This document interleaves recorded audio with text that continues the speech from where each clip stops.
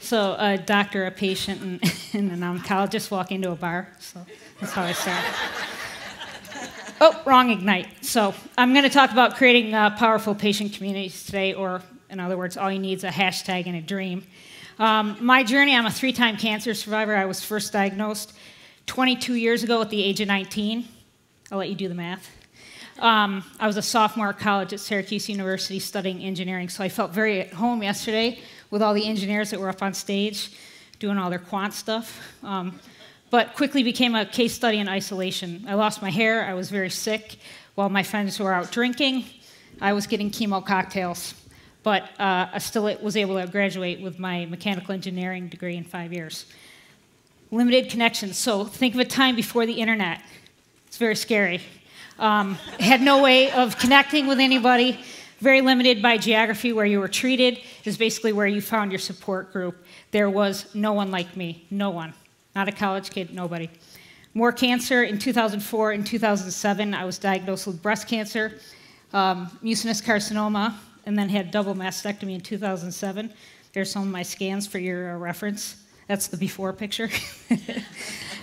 More isolation. So we've got a little running theme going on here. You have to continue with the support group. I really never felt like I fit in there. Again, it was a function of time and place. So it's like luck of the draw who you end up meeting in your support group. Definitely no one like me. Hodgkin's and breast cancer, no way.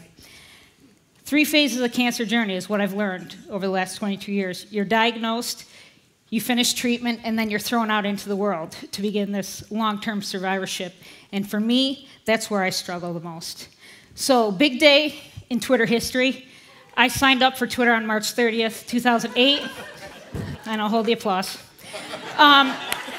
But seriously, it was my Oprah moment. It was my aha moment. Instead of getting a free car, I found all these cancer survivors. So, 15-second Twitter lesson, really quick. Tweet is a message, 140 characters per message. Put an @ sign in front of the username, that's a message. Or put a # sign in front of something, and it's a hashtag. Dana just talked about that in the presentation before. So what did I find? I found hashtag cancer, my tweet vivers. I was home, an entire community of cancer survivors at my fingertips, anytime, anywhere, all right? Then I started seeing communities everywhere. So when you start looking for communities, you find it. Go to Amazon, type in the name of a book you want to read, scroll to the bottom, community, discussions, there's communities everywhere. LinkedIn, Facebook, you're all over it, okay? Brain moment. Can I do a virtual support group for breast cancer survivors? Can we do this? Eliminate the geographic boundaries? Can we better align ourselves with patients that share our stories anytime, anywhere? Breast cancer social media is born. BCSM, hashtag. Everybody get your phones out, tweet it, all right? Inspiration came from Dana M. Lewis. Thank you, Dana. All right. We formalized a meeting space and basically created a virtual support group, a natural evolution of a community, put a hashtag on it, and then built a chat around it, okay?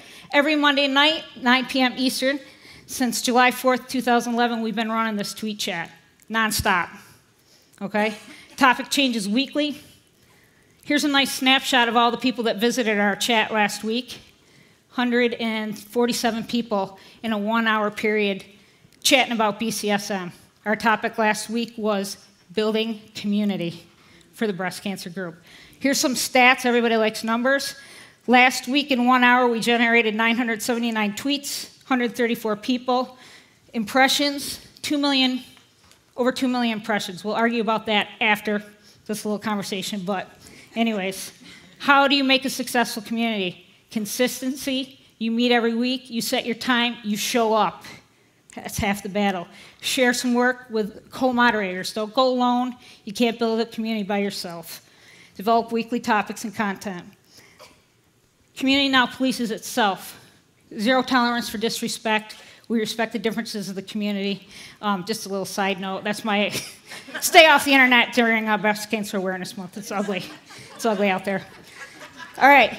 Coming up on the last couple slides here really quickly.